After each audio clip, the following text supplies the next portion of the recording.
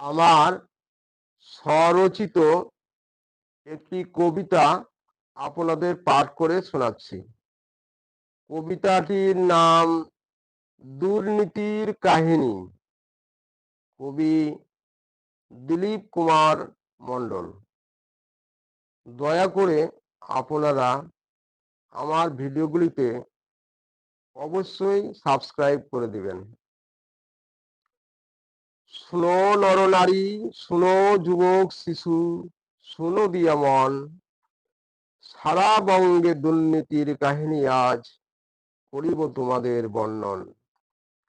দুর্নীতিবাজ বহু নেতা নেত্রী মিলে গড়ে দুর্নীতির দল, ভোট লুটে গণতন্ত্র নির্বাচনে দুর্নীতিতে দেয় মন।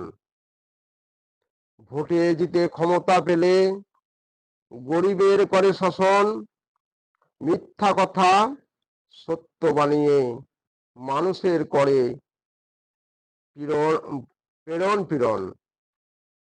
তাদের চুরি লুটে বঙ্গ আধারে জনগণে জাগে শিহরণ। গরিব মরে চায় না ফিরে, সবারে জ্বালায় অন্তর।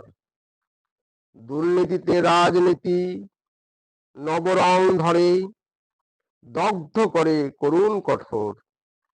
লজ্জা ঘৃণা যত সব শিখে তুলে চলেছে বঙ্গ জুড়ে বহুদূর।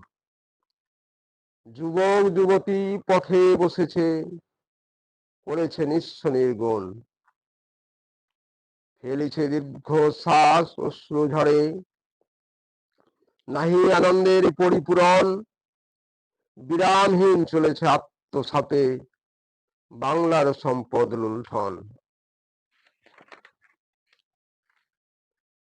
সেজেছে সন্ধানী চোর সঙ্গোপনে, দুর্নীতির দ্বিধা দ্বন্দ্বে জীবন। পারাপার জটিল বেদনার তম গহ্বরে, মহা অধম দুস্তু তারা বর্বর। করে না উন্নয়ন, চলে না সৎ পথে, এরাই বেদনার অশ্রু সাগর। নয়তো আদর্শবান সৎ চরিত্র সকলে, দুষ্টুর পদপ্রান্তে যুগ যুগান্তর। অর্থ পিপাসু এরা চরিত্রহীন জীবনে, ধ্বংসের পথে মহাসাগর। জড়ায়ে বহু কেলেঙ্কারি, ধরিত্রীর রঙ্গমঞ্চ করে বসতি স্থাপন। সভ্য সমাজ জাতি ধর্ম বর্ণ নির্বিশেষে এদের মূলে লাঞ্ছিতার কারণ। হৃদয় করে না তারা দান নিঃস্বার্থে, বাংলার মূল লজ্জার কারণ। শুভ আশা শুভ ভাষা নেই উন্নয়নে, নেই শান্তি বিরাজমান। সত্য প্রতিষ্ঠার মাঝে নেই কামনা কল্যাণে, গাহে না দেশের গুণগান। বিবেক মনুষ্যত্ব যত সব আছে আতঙ্কিতে, ফিরিয়ে দেয় না তারা অধিকার। রক্ষা করে না বাংলার দায়, বাঙালি হয়ে তারা নিত্য সৎকর্মে উদ্ধার।